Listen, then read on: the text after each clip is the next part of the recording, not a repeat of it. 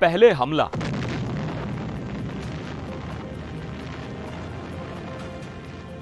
और अब सीधी धमकी।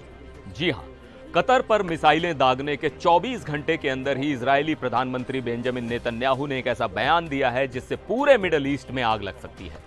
नेतन्याहू ने कतर को खुली चेतावनी दी है, या तो हमास के नेताओं को देश से निकालो या उन्हें हमारे हवाले करो, वरना हम खुद आएंगे।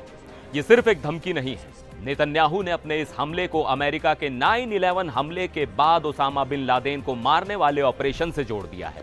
लेकिन कहानी में एक बहुत बड़ा ट्विस्ट है। कतर ने एक ऐसा सच सामने रखा है जिसे सुनकर आप हैरान रह जाएंगे। और तो और खुद इजराइल की खुफिया एजेंसी मोसाद इस हमले के खिलाफ थी। तो आखिर ये पूरा माजरा क्या है?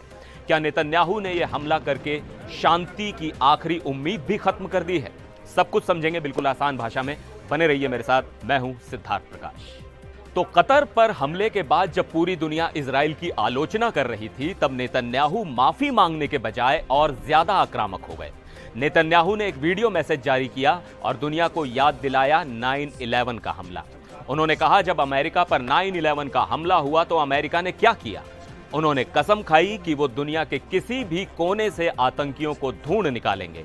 उन्होंने यूएन में प्रस्ताव पास करवाया कि कोई भी देश आतंकियों को पनाह नहीं दे सकता। नेतन्याहू ने आगे कहा कि हम भी ठीक वही कर रहे हैं, जैसे अमेरिका ने अफगानिस्तान में अल-कायदा और पाकिस्तान में ओसामा बिन लादेन को मारा, हम भी हमास के साथ वही कर रहे हैं। जो देश तब अमेरिका के लिए तालियां बजा रहे थे, आज हमारी आलोचना करके शर्मिंदा होने चाहिए। और इसके बाद दी उन्होंने कतर को सीधी धमकी, हमास नेताओं को निकालो या हमें सौंपो, वरना हम आ रहे हैं। नेतन्याहू के इस बयान पर कतर भड़क गया। उसने इसे इस्लामोफोबिक और गैर जिम्मेदाराना बताया। लेकिन इसके बाद कतर ने जो खुलासा किया, उसने नेतन्याहू के सारे दावों की हवा निकाल दी।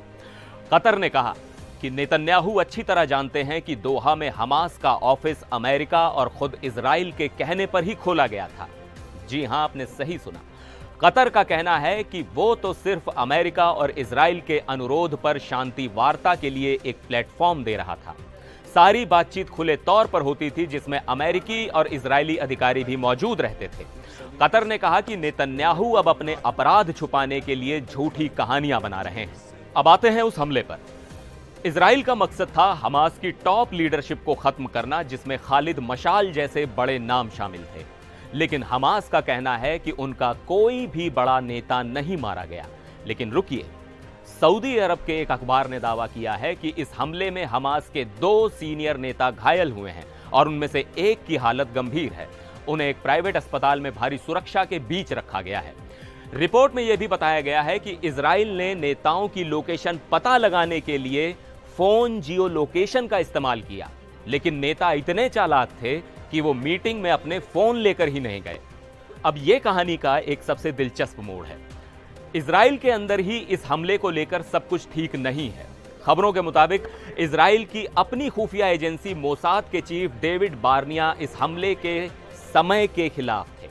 उन्होंने नेतन्याहू से कहा था कि अभी हमला करना एक गलती होगी, क्योंकि शांति और बंधकों की रिहाई पर बातचीत चल रही है। उन्होंने कम से कम 1 हफ्ते इंतजार करने की सलाह दी थी, लेकिन नेतन्याहू ने उनकी सलाह को नजरअंदाज कर दिया। इस हमले से अमेरिका भी बेहद नाराज है। व्हाइट हाउस के अधिकारी गुस्से में हैं, क्योंकि हमास के नेता अमेरिका के ही दिए शांति प्रस्ताव पर चर्चा कर रहे थे। खबर है कि अमेरिकी राष्ट्रपति ट्रंप ने नेतन्याहू को फोन पर कहा कि उनका यह फैसला समझदारी भरा नहीं था।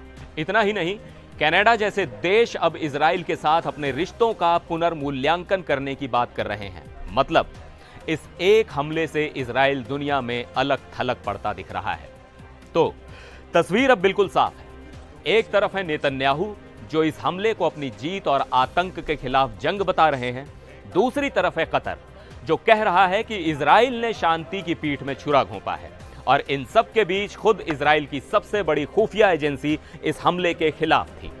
कतर के प्रधानमंत्री ने तो यहां तक कह दिया है कि नेतन्याहू ने बंधकों की रिहाई की आखिरी उम्मीद को भी मार दिया है।